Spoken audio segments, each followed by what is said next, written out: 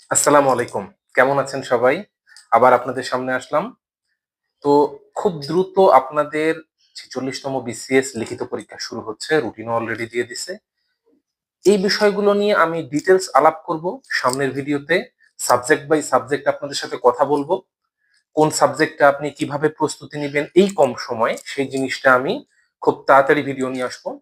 আজকে যে জিনিস নিয়ে আপনাদের সামনে এসেছি সেটা হচ্ছে যে আপনি লিখিত পরীক্ষা দেবেন। সেই পরীক্ষার জন্য কিছু পূর্ব প্রস্তুতি আপনার রাখা দরকার। কি সেই প্রস্তুতি? আপনি লিখিত পরীক্ষা দেবেন, সেজন্য সবার আগে আপনার কোন সেন্টারে পরীক্ষা, এই জিনিসটা আপনাকে ভালোভাবে অ্যাক্লেমেটাইজ হইতে হবে।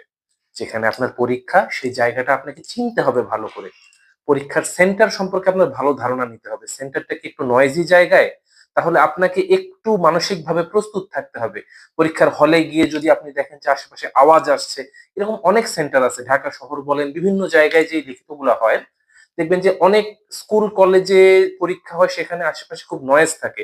আপনাকে একটু মানসিকভাবে আগেই প্রস্তুতি রাখতে হবে যে হয়তো নয়েজি জায়গায় পরীক্ষা হতে পারে।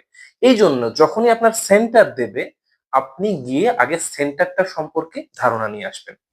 নাম্বার 2, আপনি কোথায় থাকবেন লিখিত পরীক্ষার ওই কয়টা দিন, সেটা আপনার জন্য খুবই গুরুত্বপূর্ণ। আপনি আপনার সেন্টার থেকে ৫-১০ কিলোমিটার দূরে থাকছেন। আপনার সেন্টারে যেতে আসতে ১ ঘন্টা, যেতে ১ ঘন্টা, আসতে ১ ঘন্টা সময় লাগছে। এটা আপনার জন্য বিশাল, বিশাল, বিশাল ক্ষতির কারণ হবে। আপনি অবশ্যই ওই ৭ দিন ৮ দিনের জন্য বা ওই ১ সপ্তাহের জন্য বা যেই ডিউরেশনে আপনার পরীক্ষাটা হবে, আপনি অবশ্যই সেন্টারের পাশে থাকার ব্যবস্থা করবেন। সেটা যেভাবেই হোক। আপনার পরীক্ষা ভালো হওয়ার জন্য এই জিনিসটা খুবই গুরুত্বপূর্ণ। কারণ আপনার প্রতিদিন পরীক্ষা থাকবে। প্রতিদিন পরীক্ষা থাকলে আপনি কখনোই একটা এক্সাম আরেকটা এক্সামের মাঝে ২-৩ ঘন্টা গ্যাপ দিয়ে যাতায়াত যদি করেন, আপনার পরের পরীক্ষাগুলোর প্রস্তুতিও ঠিকমতো নিতে পারবেন না, রেস্টও ঠিকমতো করতে পারবেন না।